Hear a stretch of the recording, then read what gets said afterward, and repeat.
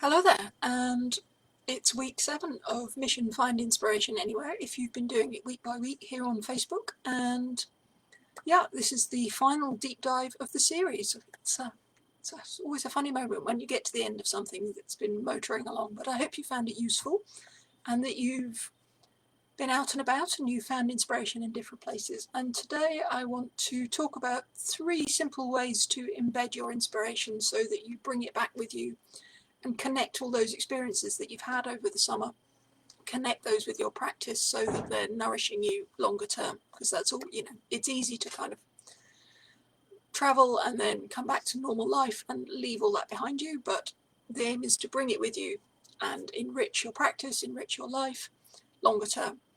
So 3 ways. The first one is is in terms of your subject matter. So that's what I talked about on Saturday, is about whatever you collected on your travels when you were out and about, bringing that back into your art space, and as I talked about, unpacking those treasures and using them as source material for your drawings. So that's a very simple way of connecting the two together.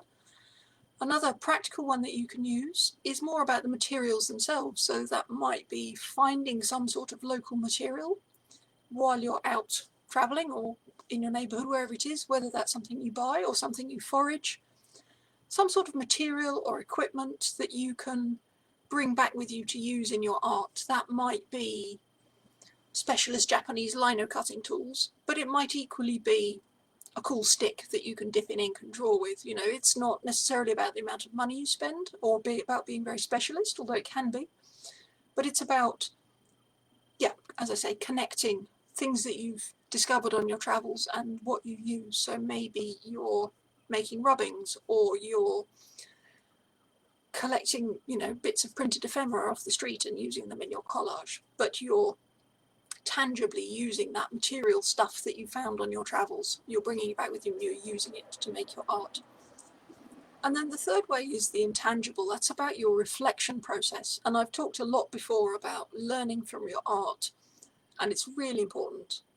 But you can also learn, of course, from your ideas, from your inspirations. So if you've been doing something a bit different, and perhaps it's given you some new insights or a different perspective or different ideas, then make a note of those things. Just some very simple list of, things that have struck you while you've been, out on your travels, what you've learned about the place or your art or yourself, whatever it is, any insights at all. Just jot them down, perhaps in your sketchbook or in your journal, and create a record of that. And it's great if you can keep that running longer term.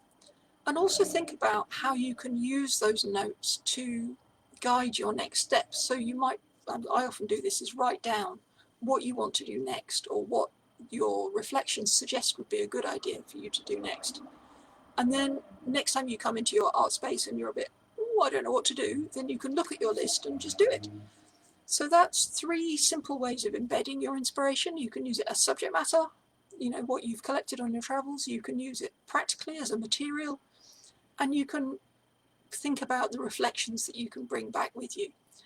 So do have a think about which one of those would be most useful for you. I don't want to kind of burden you with loads and loads to do, but think about one of those that could work for you in this week or, this summer. And let us know in the group which one you're doing. I'd love to hear from you. And next week I will be back to share the news on what will be happening next. So I'll see you then. Take care. Bye for now.